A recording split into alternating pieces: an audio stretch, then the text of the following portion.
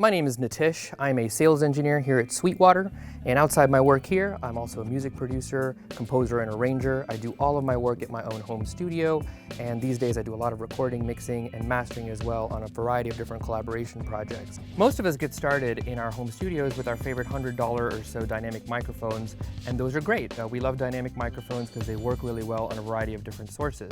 If you're looking to upgrade that dynamic microphone, the Shure SM7B is a great option.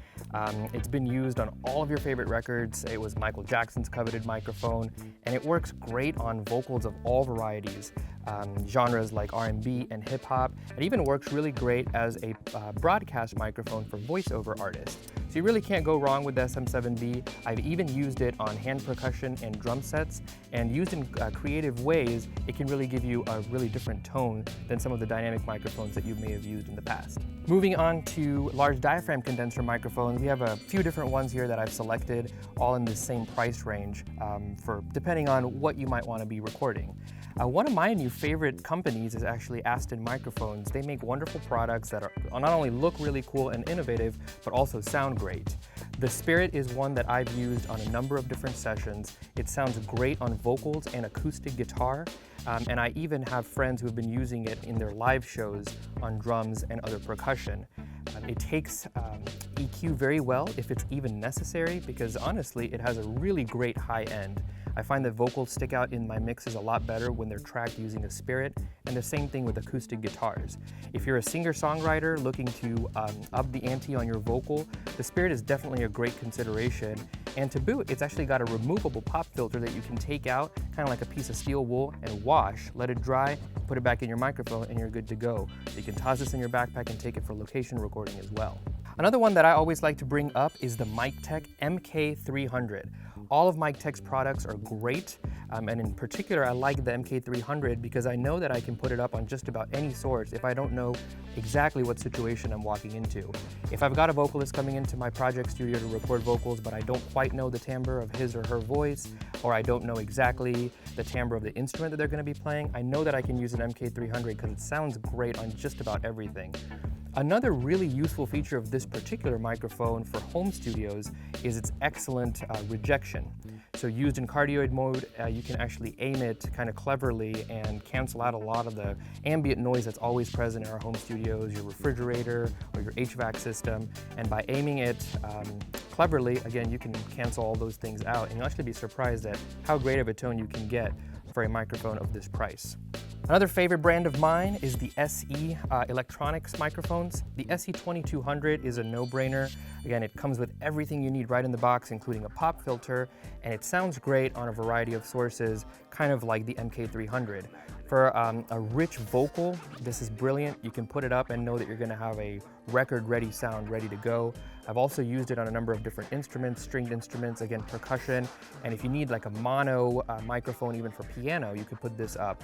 It has a variety of different filter and pad options, so if you've got sound sources that you're using at different volume levels and need to pad it down a little bit to get a little bit more juice out of your preamp, this is a great option as well.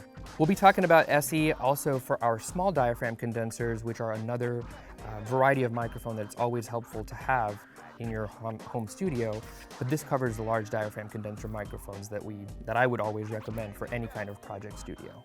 For small diaphragm condenser microphones, it's always nice to have a matched pair.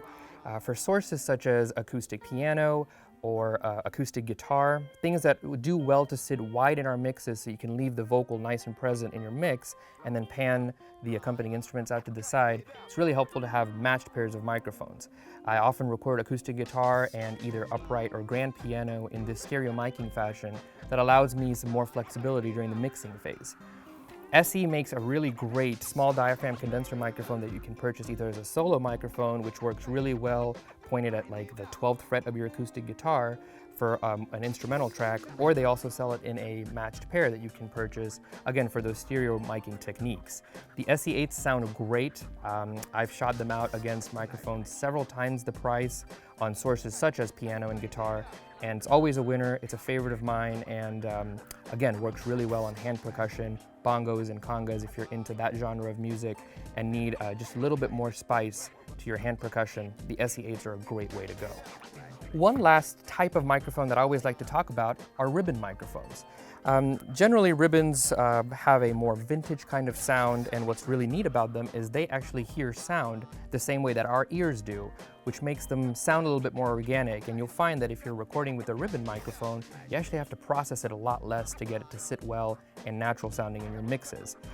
For a long time, because ribbons were created with parts that were a little bit more delicate, they were at a price point that was out of reach for home recordists, myself included. I was really excited when Royer announced the R10, which is kind of like a little brother to the famous R121. It's at a price point that's affordable for home recordists and also for you live guys using it out on the stage. The R10 sounds great. It's a great way to get into ribbon microphones if you're putting them up on guitar cabinets, again, percussion, drum overheads, or even vocals. The R10 is definitely worth exploring just to get you into the ribbon microphones.